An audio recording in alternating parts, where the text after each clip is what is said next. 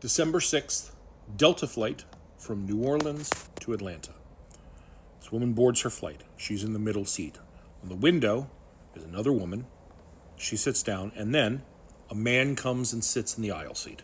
This man, who she says is having a phone conversation wherein he loudly refers to the all-female flight crew as Nazis and strippers, and says stuff like, "I dare these Nazis to come tell me to get off my phone." So right away, she's kind of concerned for the flight staff. She says he has a couple of phone conversations where he talks about a myriad of topics. He talks about all the pedophiles in DC and how he can't wait for them all to be exposed and taken out. He talks about a recent Doge report from Elon Musk that says only 1% of federal employees show up to work, just spouting a bunch of ridiculous conspiracy theories. But the flight's ready to take off, so he hangs up his phone and he goes to sleep. And that's when the groping starts. She says, while he's asleep, he puts his head on her shoulder and she says, "Hey, stop that," pushes him off. Then he puts his arm around her and she elbows him and says, "Get off me, stop that." Then, in his sleep, he puts up the armrest. And that's when he starts moving his hand to her leg. This photo and the video that I show you wasn't taken by her. It was taken by the woman sitting in the window seat who witnessed this happening and told her, "I'm retired FBI. I'm documenting this." That was the time that he slid his hand to her inner thigh and tried to touch her crotch. She elbowed him, told him to fuck off, and all the while he never woke up, never acknowledged her. Now, she didn't let flight crew know because she and the woman in the window agreed that they were afraid that he was dangerous and would harm them. And the woman's like, "I'm documenting it. I'm reporting him as soon as we land." So they were just trying to deal with him. And before you come with, "She shoulda, I woulda," you're not in the situation. You weren't there. You don't know for sure what you would do. So please, spare those comments. But then the flight lands. And as they're landing, he wakes up. It's a miracle. And then in those moments, as she's sitting there, still processing what has happened, he turns to her. He's never acknowledged her at any point before this, she said. Never spoke to her before this. Turns to her and says, "I'm sorry.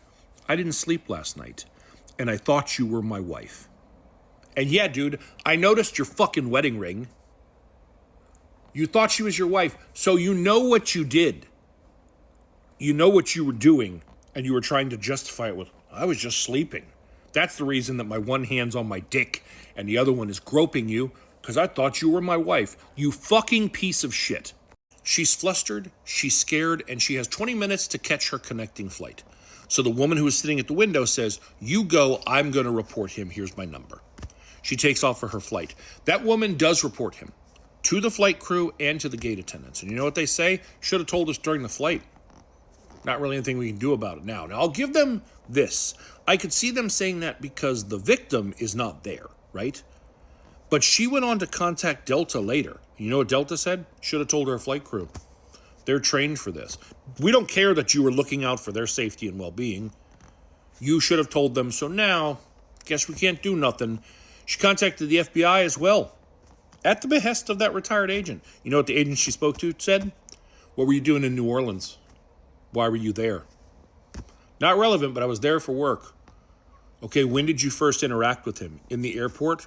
Were you guys talking? Were you hanging out? Did you have drinks with him? What did you do to make him think this was okay? What part of this was your fault? Was essentially the takeaway that she got. This is why I have to do this.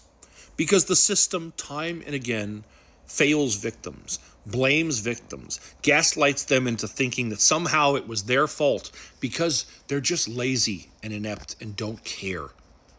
And so here we are. This has to happen. This has to make the community rise up and say, "No, fuck this. This is unacceptable." So New Orleans or Atlanta, because I don't know where he was coming or going. Take a close look at this. He said things on the phone call, she said, that led her to believe that he's a physician. But I promise someone knows who this guy is. And he has a wife who I'd really, really like to make sure sees what he did when he thought it was her while sleeping. So, someone, do me a favor and tell me who he is.